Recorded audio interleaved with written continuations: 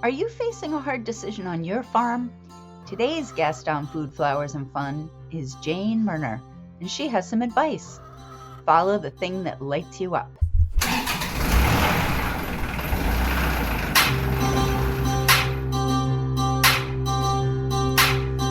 If you're the woman who does it all, farm work, housework, bookwork, homework, getting up at the break of dawn, this is the podcast for you. How do you multiply by fractions now? Get away from the cares of the day. Restock, rootstock, feedstock, seed stock. Chat with women around the world who raise food, flowers, and fun. With your host, Kay Castrataro. That's me. Welcome back to Food, Flowers, and Fun visits with farm women and others from around the world. We are sponsored, as always, by Penlight for Farmers, helping farmers to create purposeful farm lives full of time, energy, and abundance.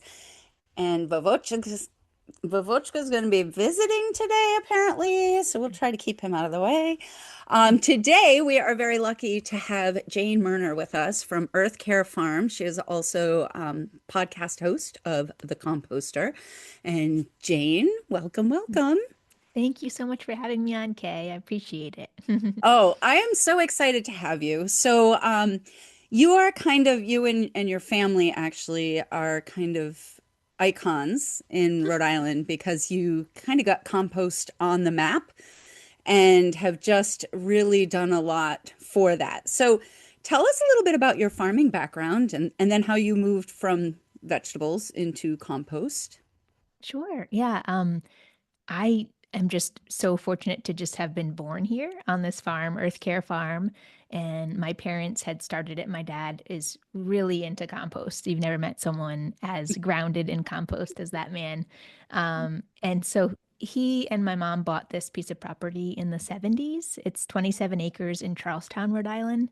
And at the time, they were in their 20s. It was the biggest, cheapest piece of land that they could afford.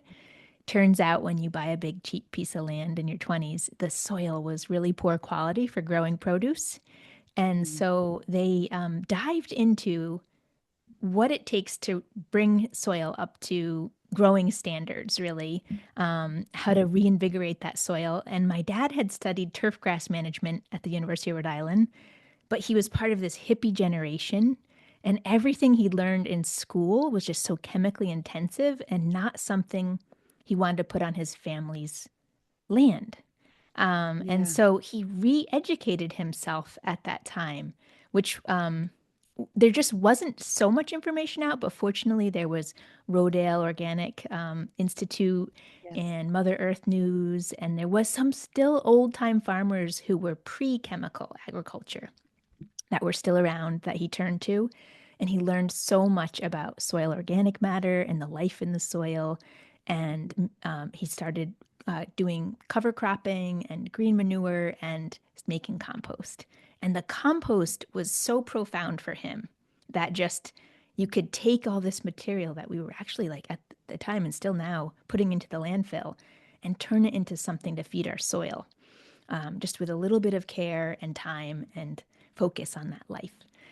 So I was born years later after they'd already established the farm, and I've just always grown up around these mountains of compost. It just seems normal to me to live in the middle of a large-scale compost operation and farm.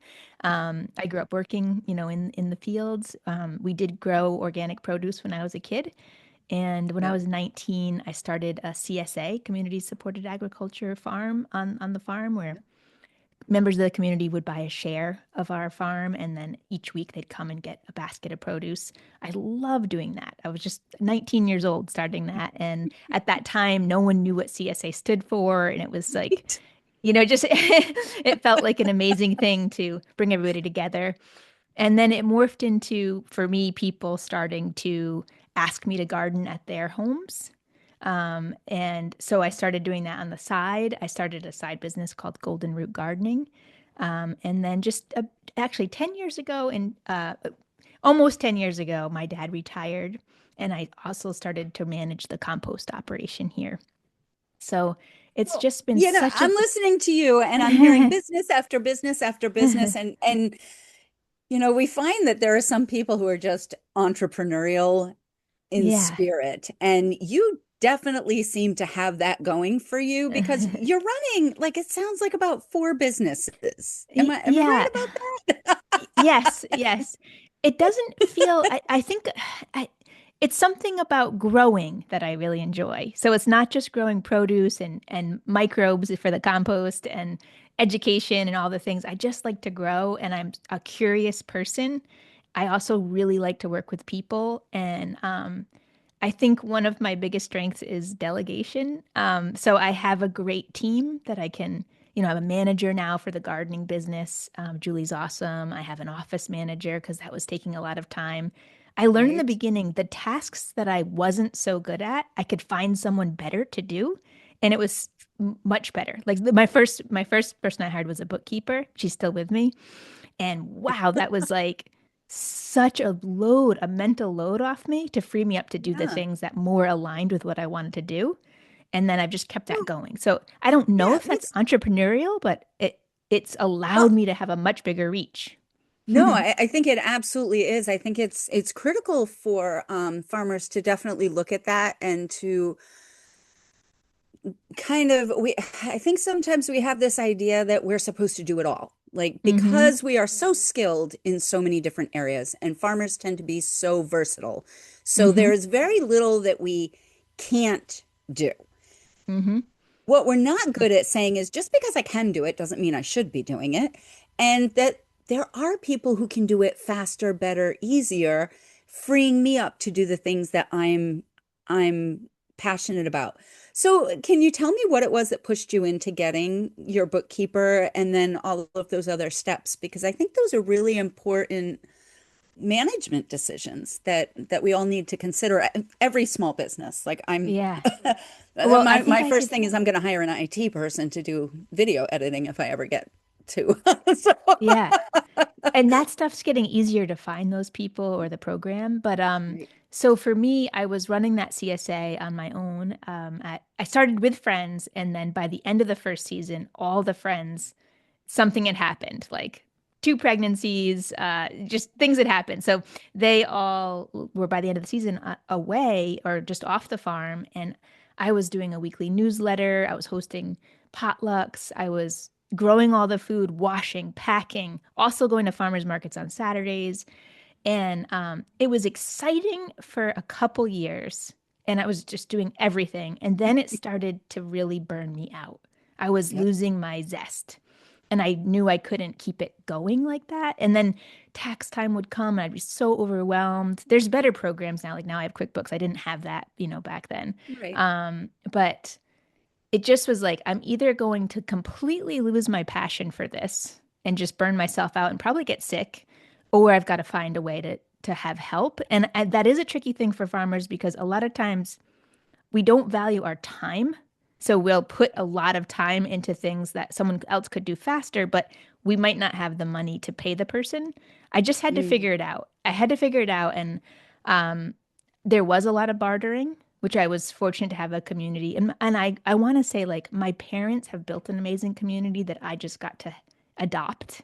And Oh, that's amazing. Yeah. it really is amazing. And so there was a lot of people for me to tap into. And that CSA community, there was a lot of skills in that they were willing to help out with things.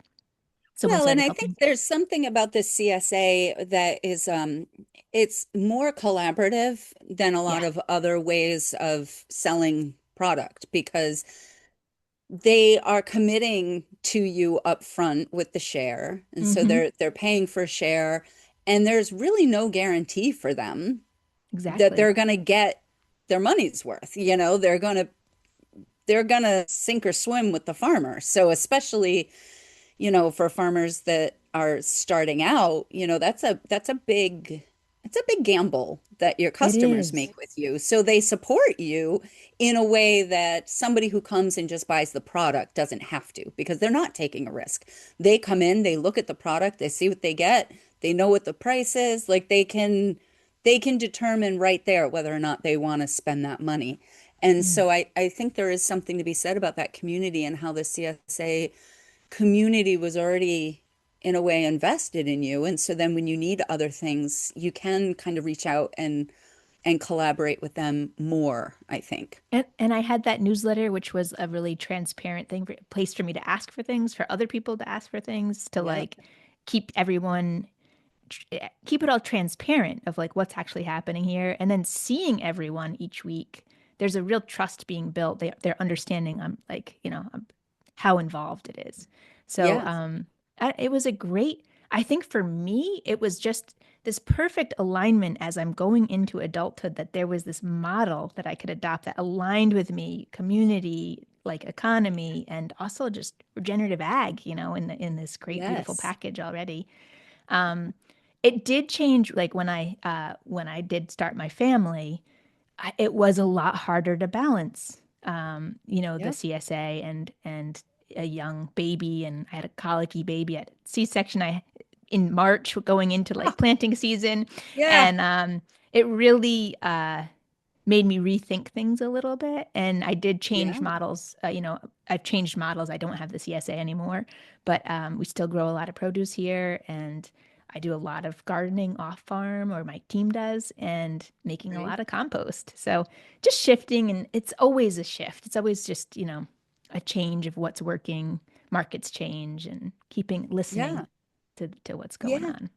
Yeah. So let's talk about the compost a little bit because when we did our screening, you mentioned that compost had the capacity to solve a lot of our problems. Yeah. And I was really struck by that phrase. And so I'm wondering if you can kind of tap into that a little bit and talk to me about what that really looks like for you. There's so many ways I could take that, but um, I think so. As I'm here, I'm looking out the window. It's just beyond the computer here, and I can see the compost happening right now. Someone just brought a load of food scraps that's being dumped, and it's just that alone, seeing the process, being Mm, part of this process of turning our society's quote unquote waste, which I don't even believe in anymore, mm, into this higher thing that feeds our food is it's a changes your mentality of what could be, that it's there's not a lot of other examples like that in our society of turning the quote unquote problem into the actual star. It's a thing that we're like, I'm so proud to give this back to the earth, this product at the yes. end. And so that alone, just seeing that, and having all these field trips and tours here for people getting to physically experience seeing the transformation is a mind Right. shift for people in many aspects of their life. Turn that hard illness into your best thing, your empathy, whatever's going on in your life can become something really positive. So that's one thing. Also, like on a tangible level, food scraps going into the landfill, or really any organic matter going into a landfill, are in this anaerobic environment producing methane gas. And Mm, methane gas is one of the most impactful greenhouse gases, like heating up our planet. yep. And so if we can put those organic materials into a compost operation, a process, there's no methane being produced if it's done well, because there's Mm, oxygen, and it's just becoming this amazing food for microbes broken down into elements that can then circulate into our soil, capturing more right. carbon in our soil. It has like exponentially good benefits compared to the Right. downside of landfilling. Yes. And then just the impact on Which our soil. doesn't have an upside. Like, I No. mean, speaking Yeah. speaking as a native of Johnston, which has well, at least when I was growing up, it was the largest landfill in New England and It's the could only one in arguably Rhode still Island. be Yeah. the Yeah. only one Yeah. in Rhode Island. And Yeah. so like the even and it's gotten worse over the years, but as you drive up 295, like you can smell the Hmm. garbage and it's Hmm. just garbage and it doesn't do anything. And then, I was shocked when I found out that all of these glass bottles that I'm like, oh, we're recycling glass bottles. Isn't that exciting? No, no, they're not recycling them. They're taking them and they're smashing them up and they're using them to line layers in the landfill, which I'm sure that some of them get melted down, but not in Big our picture. location. And so Yeah. all of these things, like, and it doesn't go anywhere because, as you say, it's anaerobic, so it just sits there. Like you Mm, can, it's like yeah. a time machine. You can dig through there, and things last way longer in a landfill than they would because they have to be enclosed away from all of the Mm, things that would naturally break them down because you have poisons and all that stuff. So yes, I'm yeah. just There's no to, oxygen. Yeah. And yeah, so ours, we have a long composting process. It's 1 year and everything is completely turned into a finished product. It's yeah, wild. We screen out a little bit of the bigger wood chips and things that get recomposted. Like there's yes, no waste at the end. It's amazing. right. It is. So that is just part of it. And then the part I don't know, I'm excited about all of it. There's so many solutions here, but I am so excited about the finished product going into our soils. And in one Yeah. handful of this compost, there's more microbes than there are humans on the planet. And these are the little beings that power nutritious food and healthy plants and vibrant trees. The cycle that is happening when the plants are photosynthesizing, taking in sunlight, turning it into sugar. The sugar exudates are going out through their roots, feeding this life, and then the life is refeeding the plant roots. Yeah. And now we're learning that the plant roots are actually absorbing some of those microbes, digesting them, turning them into their leaves and plants, and making So cool. just a healthier environment all around, more robust plants.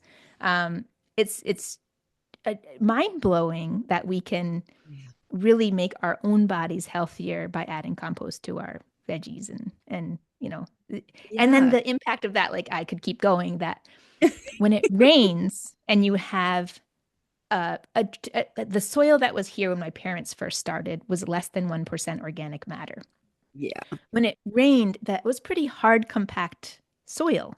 Yep. It had been abused for years before them, and it just runs off. If you drive by, like, we're in South County, if you drive by those turf farms that have Yep. just been driven over with big equipment and there's not much organic matter left, it's Yep. puddles of water when it rains. It looks like a pond. Right. Yeah. And we're getting more and more rain events. We're seeing it. Yes. When you have organic matter in your soils, you can have, for every 1% of organic matter that's added into your soil, the Mhm. rain can absorb an extra inch of water. I don't know if I'm saying that clearly, but like, so for example, Wow. if Yeah. if No, we I didn't realize that it was a literal 1-to-1 ratio. So it that's is. fascinating that Yeah, and 1%, it takes a while to it does. increase Yeah. increase 1%. So like Yeah.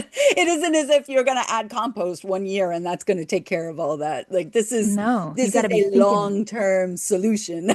Yeah. And But like you it's think a long-term solution as opposed totally. to a long-term destruction Yeah. because you really kind of only have two choices when it comes to the land. You're either making the soil better or you're making it worse. Like it Hmm. doesn't stay the same because our Mm-mm. world is not static. So it's Totally. either, yeah, it's either And getting you better can or it's watch getting it. worse. You can watch it. Yes. We did have a 9-inch rain event 2 springs ago here, and we have 10% organic matter in our farm fields, and it's just like a sponge. It just soaked it right in. There was no runoff going off the fields, and it's just going in and actually cleansing as that water goes through the soil and recharging into our aquifers. I'm so Yeah. proud of that work. Like it's something most people wouldn't Yeah. notice, but it's really, really cool. So that it's one of the many solutions. I could probably keep going with the solutions, but there we named like five. So Well, and I'm going to backtrack us a little bit to actually your first one because Mhm. um, when you were first talking about taking the food scraps and the garbage that you don't consider there to be really like refuse anymore, that there's something Yeah, you can do with these are all everything. resources. So all these things can be resources. We just got to find the right track for them. So Yeah, and I was thinking about our lives and our mental state and the hard things that we go through and how actually those hard things, you were talking about an illness or something, but I mean, we've both been through divorce. My kids, had some abuse issues, like people die. Like there are all kinds of things that happen in our lives, and I think it's that same exact idea that you can either use them to become stronger, to become more compassionate, to become more open-minded, or you let them sit and they just rot and fester and they make you more miserable and depressed and they hurt your body and like all of this stuff. And so I I had never made that connection before, but as soon as you started to say it, I was like, oh my gosh, like compost is completely a metaphor for our lives, for how the richest things that we produce often come from what looks like the most disgusting waste of our lives. Totally. And you see people, it's a subconscious thing when they're walking around, but it impacts you at a Mm. cellular level when you get to see it at a large scale. Yeah, it's very cool. Yes. Yeah. Yes. So I'm going to ask, this is not the compost, the composter here, but Mhm. I do tend to do this like when I get into areas of agriculture that I'm, you know, less personally familiar with because I haven't done a lot of composting. I did the whole like worm composting in my basement badly once. My worms were doing really great until I was supposed to shift where they were, and then they like all died on me. I was very sad. So, and I have a little compost turning thing out in the backyard, which is, my attempt of trying to Perfect. do what you're doing on a huge scale. And but all that to say, I'm very fascinated by how you do composting at a large scale. And I'd like to talk about maybe some of the challenges that Mhm. you face in that, because on the one hand, we think, wow, there's tons of food waste, there's tons of yard waste, there's tons of waste, not waste, but material. There's tons of material that we can be converting into something really beautiful and useful. And we're not doing it. And I'm thinking about like my sister's in the floral industry. She does wedding designs and all that. And so one of her big laments is how much waste there is in the wedding industry because Mhm. it's just like you get these massive amounts of flowers. They've been sprayed to within an inch of their lives to be able to travel halfway across the world for one day. And at the end of that day, oftentimes people don't even take those gorgeous arrangements home that these people have spent literally days putting together. They dump it in the trash in the back. Mm. And I know Mhm. that there are some people in Rhode Island anyway who are trying to make connections between like florists and different events coordinators. How have you seen that working, not working? How does it work with the pesticides? Does the heat in the compost actually end up neutralizing that? Have they tested that? Talk to me about this. Okay, there's a lot there to unpack. So, yes, Fun. I mean, much of this problem is just is willpower. Do people want Mm. to do it? That's the main thing. And we have an amazing woman here, Fig and Squill Flowers. She does a lot of weddings, and Yep. she just took it upon herself at the end of the weddings. She collects the flowers and brings them here to compost. She doesn't overthink it. She's got, those paper like Home Depot yard bags Yeah. that she fills at the end of the night, make sure there's no plastic or ribbons or that kind of thing. And then she dumps them here on Sundays. So Sunday is like a fun like dumpster dive day for me out in that pile because there's beautiful arrangements. A lot of times there's like succulent plants and all sorts of things that Oh, is like really fun to see. If you look on like our Instagram page, there's like a picture of me in a big pile of roses because it was just after an amazing rose event she must have done.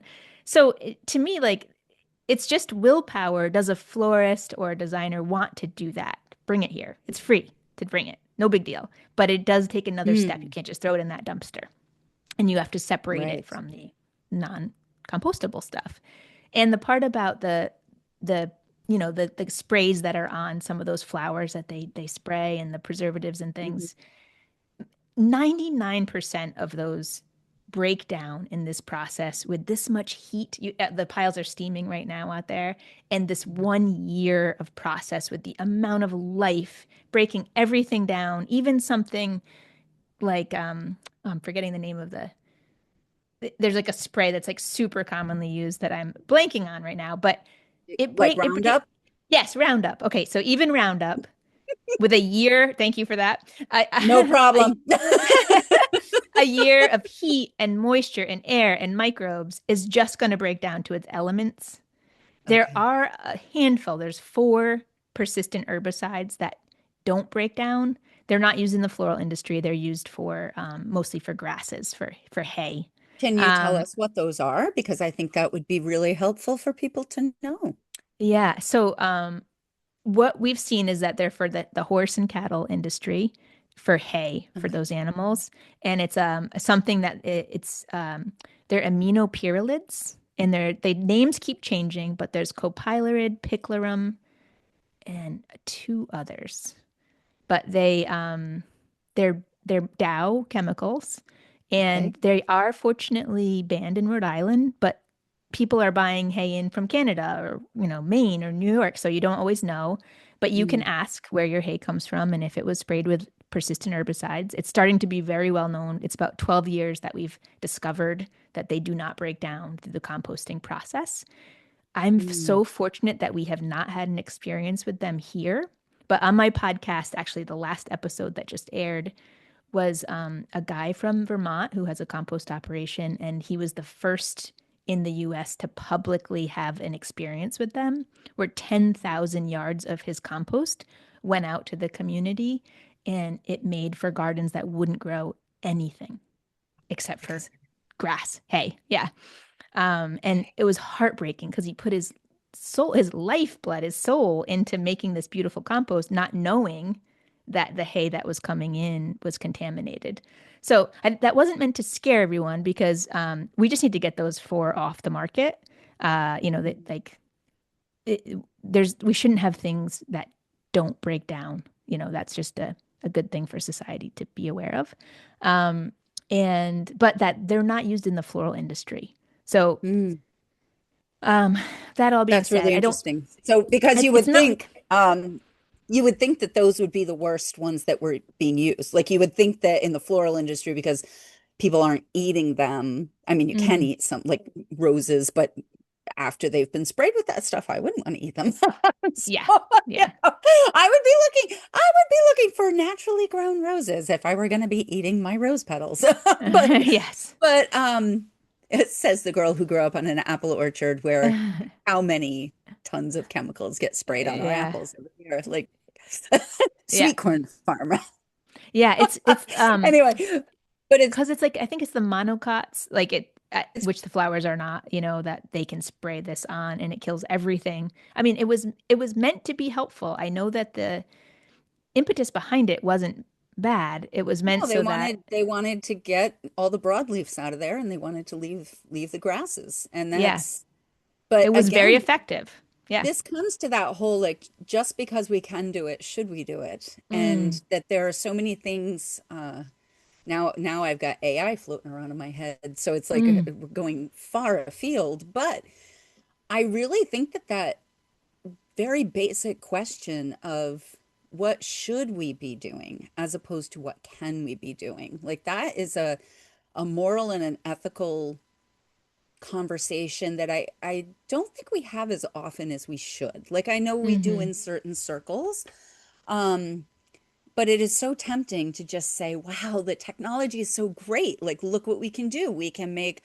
white bread that goes faster. Like, we can do all of this stuff, and we don't realize the implications until a generation down the road when it's hmm had a chance to actually show us what happens. And so, yeah, I find that really mm. heartbreaking for that gentleman. Was he even able to continue his business, or did he like lose his whole business because of that? Because He I could said see he that he being, aged like 10 years in a year.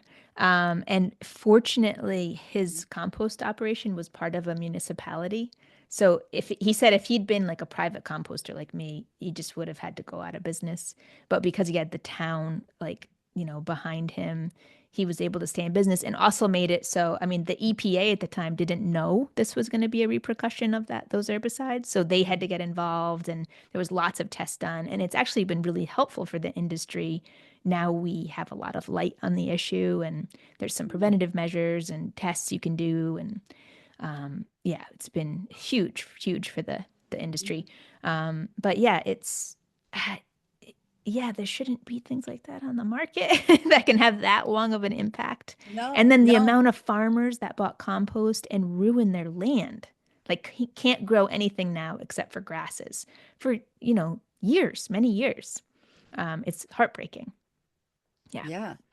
Yeah. They just became turf farmers when they never wanted to be turf And I farmers. and I don't want people to be afraid of compost. That's not the problem. It's not that. So, No, yeah. but I think this is a really important discussion to show that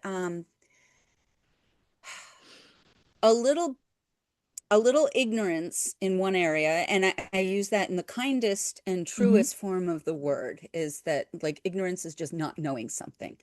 A Hmm. little bit of ignorance can create a whole lot of damage, and we act out of ignorance when we take some of these things that we create in a test tube and we say, wow, look at how this works in a lab setting. And it works Hmm. great in a lab setting and it gives you all kinds of stuff.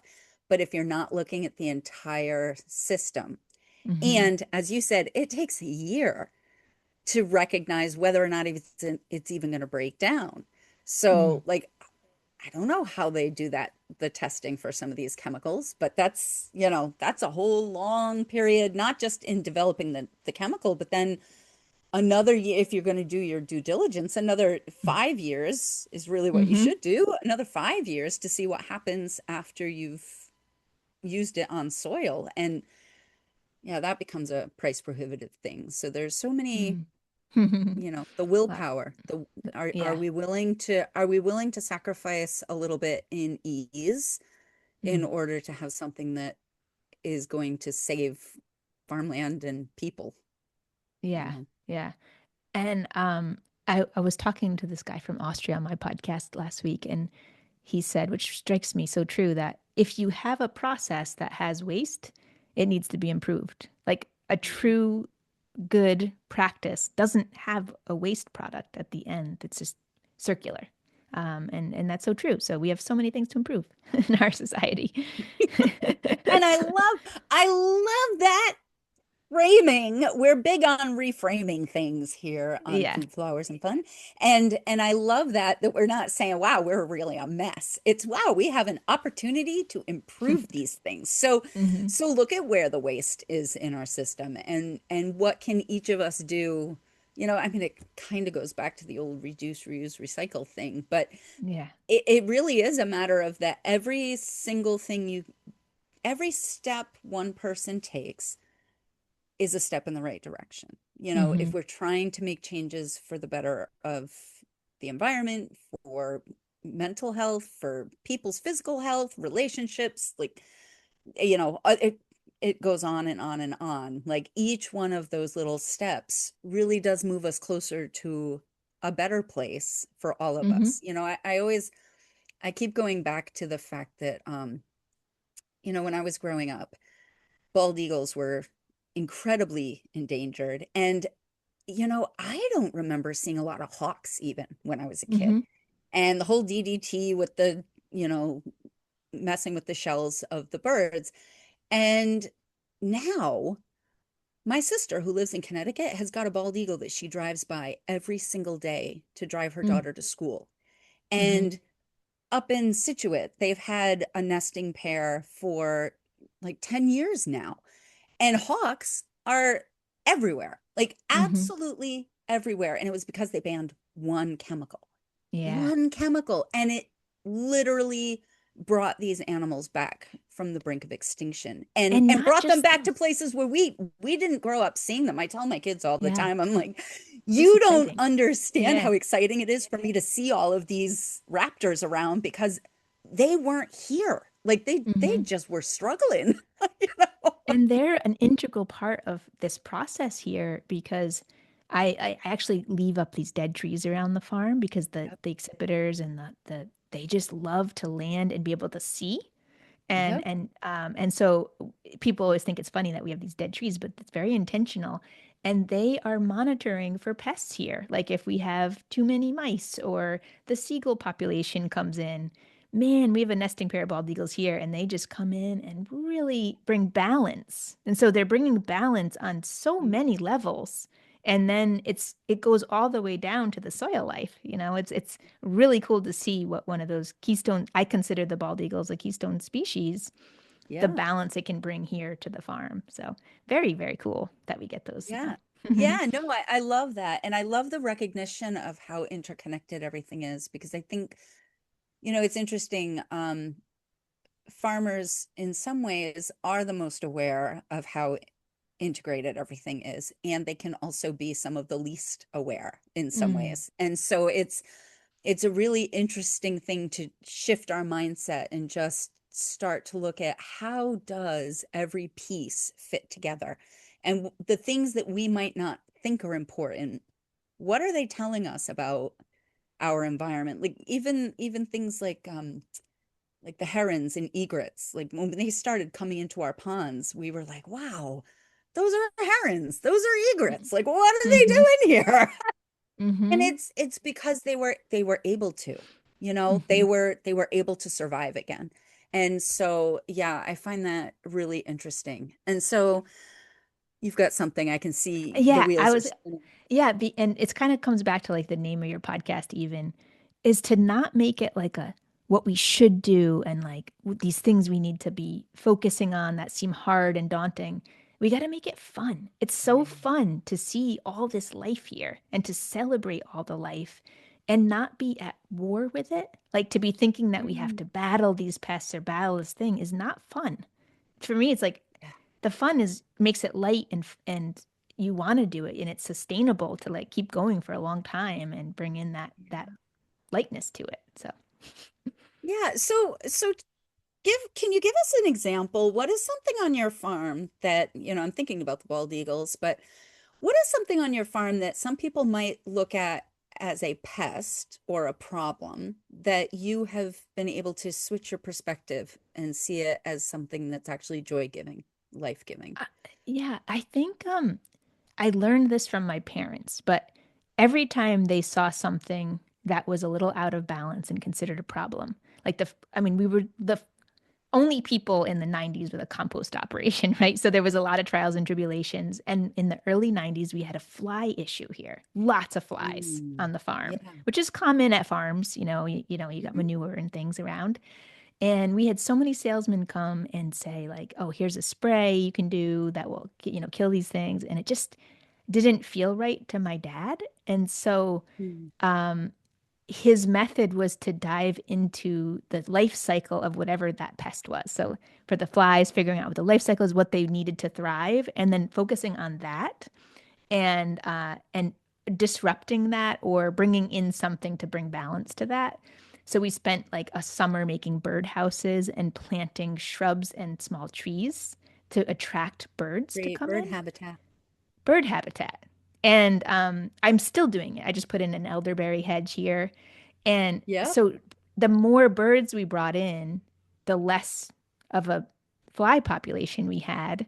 And we had these amazing healthy birds. And reframing every single thing that's out of balance as something that we can help, like just turn to nature to figure it out.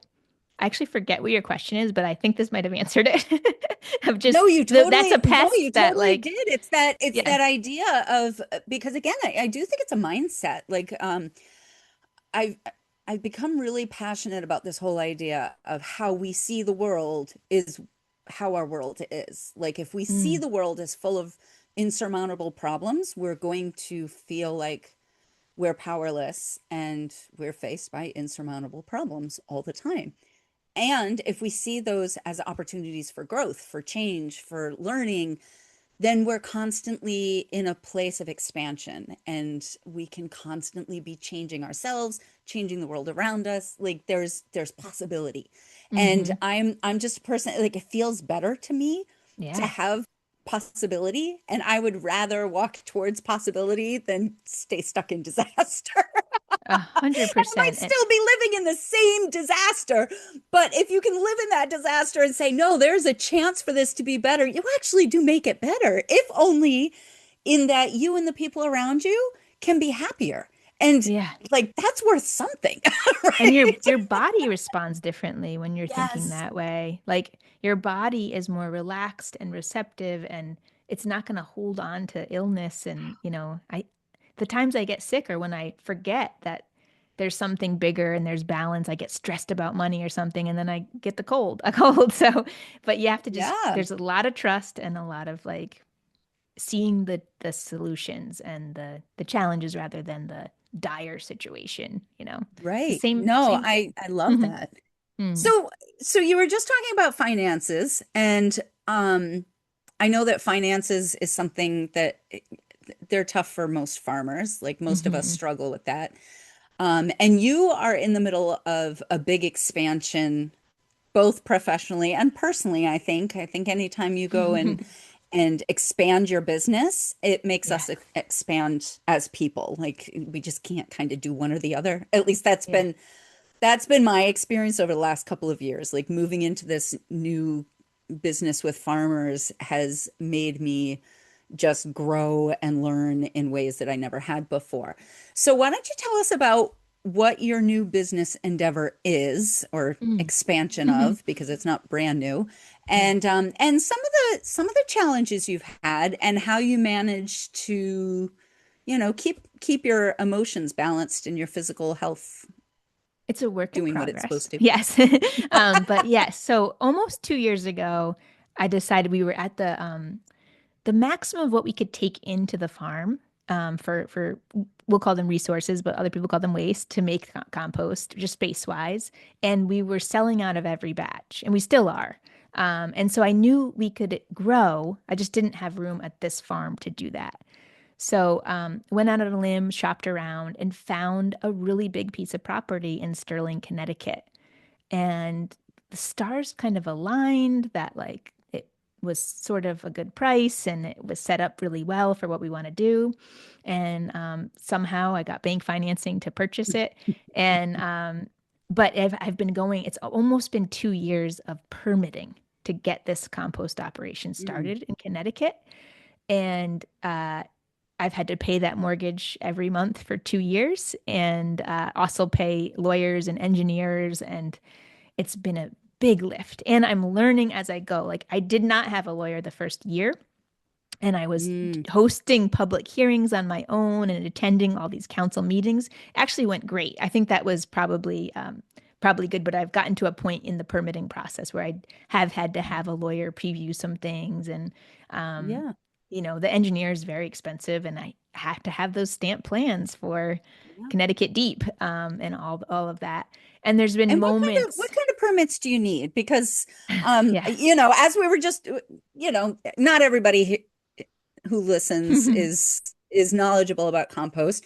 And I think for some people there is this idea that compost just happens when you toss all the stuff in a big pile and it just kind of breaks down naturally, which is not, that's rotting as opposed to composting. But talk to us about the permits that you need and why they're either important or not important, do you think? So there's not a consistent thing. So each state has its own permitting process. And in the state of Connecticut, I needed 5 different permits from the actual state, Connecticut Deep, and I can tell you about the Mm. departments, and then 2 from the town. And it made sense for the town. I needed to get a planning and zoning permit, I'm basically constructing a site. And then also there was like a wetlands, water, just making sure we're not disrupting any wetlands. Those 2 were pretty easy to get. The only thing was that because it was such a small town, sometimes twice it happened to me that the monthly meeting, there wasn't quorum to have the meeting. Oh So it would, no. yes. And so then it would get pushed back another month, and another month is another $10,000 mortgage payment. So it starts to be stressful when that was the only stressful part of that. But I've gotten those 2 permits from the town.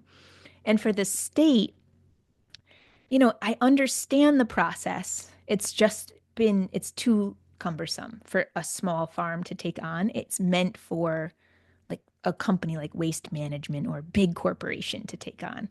Yeah. So it started with a permit. The first one was an environmental justice public participation plan that I need to get approval for. And that's if you have a depressed town and a quote unquote waste facility moving into it. You need to get the public on Mm. board. And I understand they had a tire burning facility in this town of Sterling. So they're not wanting a town to be abused by a waste Right. corporation. This Right. is a totally different thing that I have going on. This is a beautiful place where I live and work, and like it's not a tire burning facility at all. But It's bringing wildlife in. It's yes. not like poisoning the water. Yeah. So I held a public hearing. This is the first part of the process for the town. And people came with a lot of misconceptions about what we'd be doing. People thought we were going to be an anaerobic digester or burning carcasses or all sorts of things. And so I cleared up all the answers and I took it seriously. This is a public hearing for me to listen to what people are concerned about, address it. Let's talk about it. And it Mm. was received really well. It was great. And then anybody that had follow-up concerns was invited to a tour of our current facility. But this, so Wow. How many people took you up on that? I'm just curious. Did 6. anybody? So 6. there was over 50 people that came to the public hearing, and then 6 people came to the tour because I had answered their Wow. questions. So it wasn't, too concerning. No, And but then, I'm yeah, going to pause you right here for a second and be like, this is the communication piece that part of the communication piece that I work with farmers on is that communication, if you're able to talk to the people who are your adversaries, yeah, like your the people who neighbors. are Yeah. challenging you and they're like, I don't want you doing this, this, and this. There are 2 ways you can handle that. You can go in fighting, Hmm. or you can go in the way that you did and say, I mean, if ever there's a person going in knowing that you're not going to be hurting their town, it would be you. And Mm, so some people would go in and be like, well, if you only knew what was going on, you wouldn't be, all upset yeah. about this. You're ignorant. You don't know things. Okay, they are ignorant. They don't know it. And But so bring them in. Yeah. go and listen and just give them a chance to be heard, which half the time takes like half of them are going to be happy just that they got to speak their mind. Then it Totally. doesn't matter what happens. They're off the train of Mm, anxiety. And then answer the questions that they're really posing and take them in and treat them with respect because yeah. these are big concerns for them. And then, I mean, that extra step of inviting them out to see what you do, like that's like inviting them in for dinner and saying, Totally. Yeah. like you Yeah. were throwing eggs at my house. Why don't you come in? Let's have an omelet. We'll Yeah. have an omelet and we'll talk about whatever's Yeah. going on and you Yeah. leave friends. Oh, I totally love that. So Yeah. thank you. So that And was the first that process. was the Yeah. first step. But that took 4 months because I had to publicize it for 30 days. I had to get my plan approved by the Yeah. EJPPP, and then there was a 30-day comment period after the hearing. So as soon as I could, I wasn't wasting any time. I did everything in terms, but that's 4 months of time, 40 grand of mortgage payments. Um, and I do realize, like, for me, there was a great learning process, and I was the best person to be that rather than hire a lawyer, Yeah, which you I were. think a lot of people I do to think have the hearing. I think I was the best person to do that. I'm also very comfortable public speaking, which is a new thing in my life. And I think, 10 years ago, it would have been really hard for me to host a public hearing like that. Um, so that was the first piece. And then the second piece was this NDDB. It's the National Diversity Database Program. They put your property through some sort of program, identifies it for potential endangered species. And Oh then dear. if some come up, that you've got to hire the scientists that work with that species to see if they're there on your property, and then make amends of some ways. I'm all about that. I want to support. If there's an endangered species, I'm excited and I want to support that. But the process took 10 months because there Oh was my there was goodness. 4 potential species, like a fern, a toad, a fish, and something else. And another type of plant. So I had to hire a horticulturalist, I had to hire a herpetologist, Yep. and a biologist for the fish. And the toad one was a 10-week study. It was supposed to be $2,500 a day. And And you fortunately, had to pay that? You yeah. had to pay the $2,500 a day? Well, I talked at length to the herpetologist. This is the part that was tough for me. I was already permitted as a gravel bank. The land was permitted to extract gravel. So I, which is way worse than me making compost. And Yep. so I reasoned with the herpetologist. I said, I understand if there's a toad there, I'm really excited about it.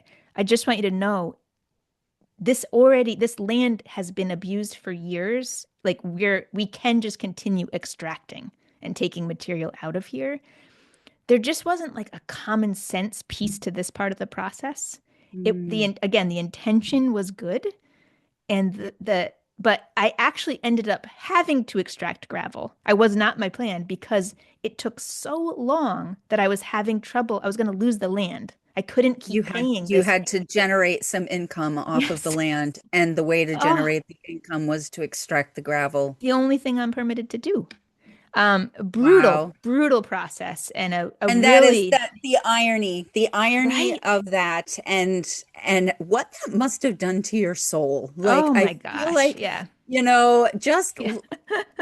talking to you and knowing your father, and just like the type of people that you are, like Yeah. it goes against everything that you believe in. Like you Totally. spent all this time talking about how your family has taken soil with 1% organic matter and transformed it to have 10%, which is almost unheard of. Like, Yes, especially in New England. Like I know. we're all on bedrock, for crying out loud. Like gravel, and like what Yeah. is that? So Yeah. you have that high a level, and you have such stewardship Mm, in your soul, and then to have to go and actually do the very process that you would be correcting. Like that's the thing. Like yeah, your operation would actually be serving to correct that I know. problem So I from had to like previous years. make Oh, I had to come to this place where I was either going to lose the land and not be able to do the project at all, and someone else is going to be pulling gravel out of there, or I had to set some parameters. So it's 241 acres, that new piece of property. So we have 5 acres that we've limited to gravel extraction and figured out that this will get us to the permitting place. So if I extract this, and then we can easily revegetate that because I'm going to be making compost, so I can spread that, within a couple years and replant. And I've already found this place called Replant the Forest, and they make a 3-day music festival and bring people in. We all plant the oh, how forest. cool. Yeah. So I Oh, want to make cool. it fun, but this was a dark night of the soul for me last January, like almost a year ago now. Wow. And you're saying, how do you balance the emotions? I was struggling. It was like a dark time of year. I'm on the verge of losing the land. I need to make this hard decision that doesn't feel like a good decision, no matter what I Yeah. Like choose. there's no good decision. Yeah, Yeah. it's not what's the good decision, it's what's the least bad decision. And I was having trouble like paying my staff, just so much stress. And Yeah. then I just had to like sit with it, make a decision, feel okay with this, move forward. And then it was like things started to move again. Hmm. I got through the NDDB part of the process. I got 2 more permits through Land and Water Resources, another water one, and now I'm on the last one, my solid waste permit, which is offensive that I have to get a solid waste permit.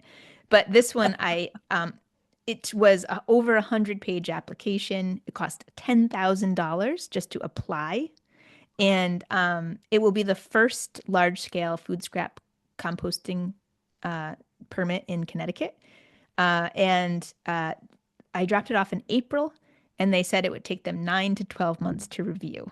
So, Wow. yeah, I'm like, can you just take a long weekend and look through it, please? Like, Well, um, and then that does beg the question, like how how does anybody like I mean I don't think sorry. most people play by the rules. My Yeah. brain is spinning so much right now as I'm thinking about everything you've been through, the length of time it takes. Hmm. And I'm not going to, again, I'm not going to go into the should we be doing these permitting or Mm. not, because I think I agree with you that the permitting processes are there for a reason, and without them Hmm. people do really bad things to the environment. And even with them, people can Yeah. figure out ways to work around them. So, permitting in and of itself is not a problem for me. At the same time, there needs to be a way to look at the impact that a certain process has on different people of different resources and different types of businesses. And you are in the unenviable position of being the first. Yeah. And I have been acquainted with many first farmers, like Mm-hmm. Pat McNiff, the first farmer in Rhode Island to do the mobile meat Mm-hmm. processing for poultry. Our Years. CSA was one of the first ones too. Took And like, years. There, yeah, yeah, yeah, you're yeah. you are an edgy person. You are going always to the very forefront. So you are setting the stage for the people who come after, and you are helping us all. And it's a really unenviable place for you because it does take all of that extra stress, and there's nobody to tell you what you have to do before you get into it. You have to Yep. like learn it on the fly. And there's nobody who's helped the other people understand what the situation is. So you have to educate.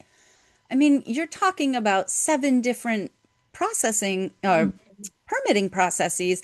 That's 7 different groups of people that Yeah. you have to focus on and talk to and share the same information and keep that Mm-hmm. same sense of optimism and curiosity and patience and understanding and warm-heartedness, like all of those things that you are, that it's really hard to maintain that. So, Mm. right before we, gosh, so much to talk to you about, Jayne. We'll have you back on again. I keep telling everybody that I'm going to have like basically one season worth of Food Flowers in front. I'm just going to invite people back over and over again because amazing guests. But Mm. what was one thing that you did to keep yourself from giving up throughout this process? Or I'm what kept you from giving up? yeah. I think there's a little bit of naivety that like, I didn't know going through it like what it would take. So if I had known that, I probably maybe wouldn't have done it. I'm also really glad I have done it. Bringing a lot of balance. So like I have I go to yoga a lot. I do a lot of yoga on my own, and focusing on diet and sleep and exercise has been really helpful. As soon as I feel tired, like weary tired, my whole mental state is just different. I don't feel the positivity that I feel about the process. So generally, if I'm Right. feeling a little down and like I'm not going to get through this, I need a nap. Like I got to do Mhm. that. Yeah. um, I have a great group of friends, and sometimes just having to. I went to Puerto Rico for Thanksgiving, like a fresh perspective, totally different. Can't think about it. I need that. Animals. I love the animals here. They help me a lot. The cats, Yeah. the dogs, the goats. Um, so I don't know. I guess those are the things that have helped a lot. And then I have a lot of encouragement and support, and um, people seem just as excited about it as I do. And I have my dad who attends all the public meetings I go to and permit things, and Your dad. there's a sweetness to it. I think you're the one Yeah. who told me he's my biggest fan. Like so Totally, sweet. totally. Yeah. Oh, whenever he talks about you, he just lights up with pride. And he has such a gentle spirit. Like he really does like just kind of exude the same kind of spirit that you have. Like one that's full of joy and full of positivity, but also just so much kindness. And I just Oh. really, really appreciate that about both of you, Oh, actually. thank you. So, as we have to wrap up, I am going to ask you the question that I ask all of my podcast guests at the end. If you had one piece of advice that you thought every farmer should have, what would that be? Um, wow. I think to whatever lights you up that's what you should go towards. Not the thing you think the world needs or think you should be doing, but whatever lights you up, because that is what the world needs is people who are just lit up and bring the light and the joy. And sometimes that just changes your direction a little bit. That's my advice. And that is why I called my business Penlight. There you Yeah. go, Yeah. because I want everybody shining. Yeah. Oh, Jayne, love it. Thank you so much for coming and visiting with us. And thank all of you for joining us. And hopefully we will see you next week on Food, Flowers, and Fun. Bye. How do you multiply by fractions now? Farmers calling, our show is all done. Goodbye, farewell, so long, adieu. See you next week, same time, same place for Food, Flowers, and Fun. Go in peace. Visit us at www.penlightfarmers.com.